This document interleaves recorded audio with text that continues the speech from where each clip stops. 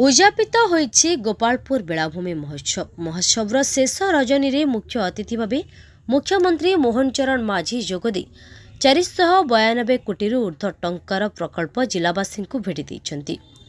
दीर्घ 4 दिन धरी चलिथिबा गोपालपुर बेलाभूमि महोत्सव शुक्रवार उद्यापित होइछि।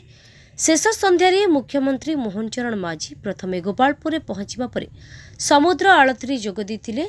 निजे समुद्र आळती करने सह बनारसरू आसीथिबा पंडित मानक आळती देखिथिले मुख्यमंत्री। एहापरे महोत्सव आयोजित सभारे मुख्यमंत्री जोगदे निजर अभिभाषण रखिथिले। गोपालपुर महोत्सव हेउछि इतिहास, परंपरा, संस्कृति और प्रकृतिर एक सुंदर समन्वय। एही महोत्सव माध्यमरे आमे ओडिशार अनन्यता, गंजामर गरिमा और आम संस्कृतिर जीवंत ऐतिह्य को उत्सव रे परिणत करुछु बोली मुख्यमंत्री कहिथिले।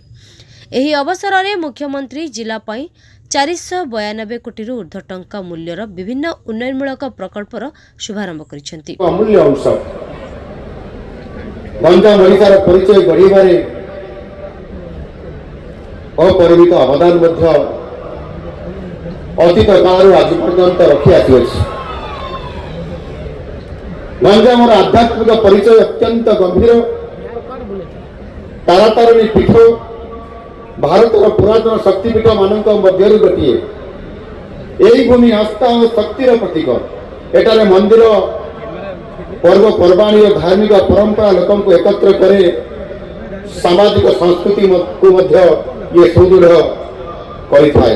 एथिरे 50 कोटी ऊर्ध्व टंका मूल्यर 15टी प्रकल्पर उद्घाटन एवं 442 कोटी टंका मूल्यर 64टी प्रकल्पर भित्तिप्रस्तर स्थापन करा जायछि।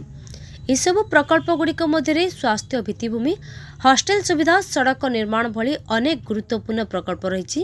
एही प्रकल्प मध्य 32 कोटी टंका विनियोग रे गोपालपुर बेलाभूमिर उन्नतीकरण और सौंदर्यकरण कार्य मध्य रही। 16,554 कोटी टंका विनियोग रे गोपालपुर बंदरर संप्रसारण और उन्नतीकरण कार्य कराजिबो। एहा द्वारा बंदरर पण्य परिवहन क्षमता 50 मिलियन मेट्रिक टन हबो एवं 5,000 युवक युवती मानक पई नियुक्ति सुनिश्चित हेबो। जिलार बाहुदाथारे 21,500 कोटी टंका विनियोग रे एक बृहत बंदर स्थापन करिबा पई प्रधानमंत्री घोषणा करिसेंति। एहा द्वारा हमर बंदर भित्तिक अर्थनीति आहुरी सुदृढ़ हेबो बोली से कहिथिले। गोपालपुर बेलाभूमि महोत्सव 2026 ये नूतन भाव ये महोत्सव आज गंजामवासी तथा ओडिशा एक आनंद आनी। गत 27 तारीख आरंभ होता आज चतुर्थ संध्या एवं यही अवसर में मत ये अतिथि हिसाब से सुजोग देथिबारु निश्चित भाव में गंजामवासी को धन्यवाद देवी। ये महोत्सव होची एक अनन्य सांस्कृतिक परिचयर ये प्रतिच्छवि। इतने निश्चित भाव में महोत्सव रे गंजाम इतिहास को, गंजाम परंपरा को, गंजाम संस्कृति को, गंजाम लोकनृत्य को, लोक संस्कृति को ये सुंदर भाव में ये समन्वय प्रतिष्ठा कर ये उत्सव एक एभली आज प्रेरणा दूसरी आगामी दिन में आहरी आगक जावाई। तार सहित पर्यटन, कारीगर काम, व्यवसायी काम समस्त को आज ये गोपालपुर महोत्सव आज जोड़ी देछि। कारण निश्चित भाव में एथिरे जिला को आहरी अधिक समृद्धिशाली करने गोपालपुर सी बीच को यहाँ अधिक सौंदर्यकरण सहित यार उन्नतीकरण आने आम यथोचित उद्यम सरकार तरफ करा 32 कोटी टंका आर्थिक अनुदान सरकार के तरफ मंजूर करा खूब शीघ्र काम आरंभ हो। सहित आज ये उत्सव अवसर में गंजाम जिलार विभिन्न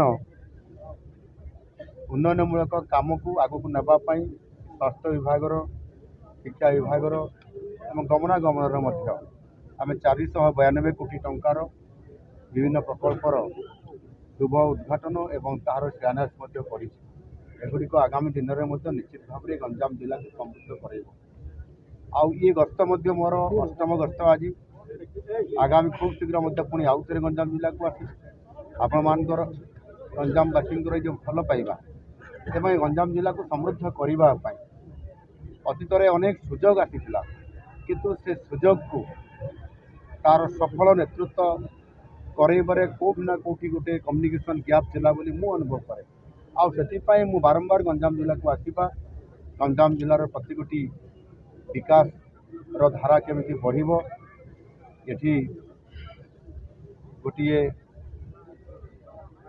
ये अंचल गोटे हूँ कोस्ट लाइन सब लंबा 100 किलोमीटर पाखापाखि ये अच्छी एटी बेपार वाणिज्य करने यही अतीतर रेकर्ड अच्छी इतिहास कहूँ ता सहित आगामी दिन में ये गोपालपुर गंजाम जिलार गोपालपुर बाहुदा एवं अन्य जो आमर पोर्ट अच्छी जिले में एगुड़िक आगामी दिन में अर्थनैतिक दृष्टिकोण जेभली भाव में गोपालपुर एसीजेड अच्छी एवं एटी आज 40,000 50,000 कोटी टंकार इन्वेस्टमेंट ग्राउंड ब्रेकिंग हो सारा आगामी दिन में ये अंचल को सबु दृष्टिकोण समृद्ध करने आम सरकार प्रतिश्रुतिबद्ध एवं से आम तार योजना कार्यक्रम रखीचु आगामी दिन में निश्चित भाव में ये जिला समृद्ध जिला हम एवं ओडिशा 1 नंबर जिला हम आ समृद्ध ओडिशा 2036 जो आम योजना अच्छी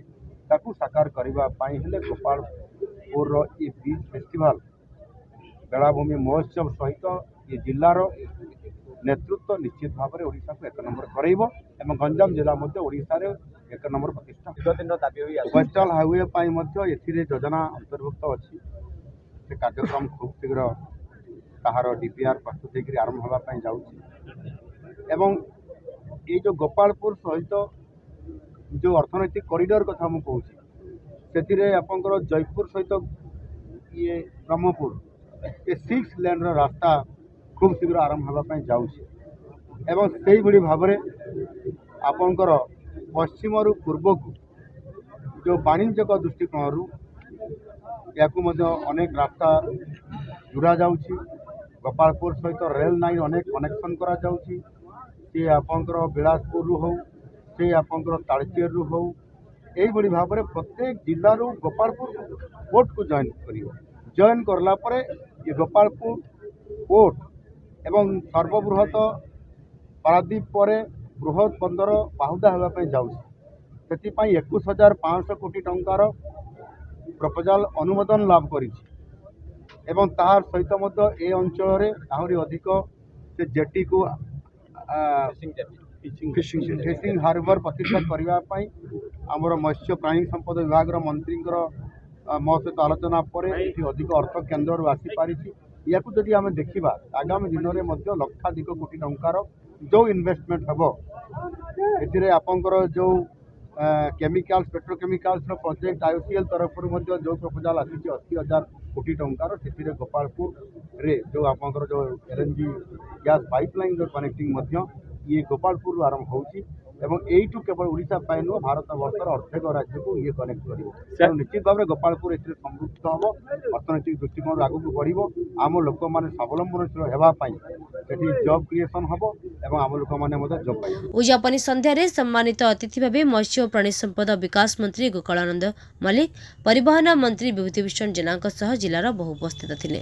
एहा परे आरंभ होइतिला रंगारंग सांस्कृतिक कार्यक्रम। शेष रजनीर मुख्य आकर्षण थिले बॉलीवुडर वरिष्ठ कंठशिल्पी कैलाश खेर। कैलाश निजर बहु गीत गाइथिले। एथिसहित ओलिउड कंठशिल्पी ऋतुराज महांती और बर्णाली होता बहु हिट गीत गाइथिले।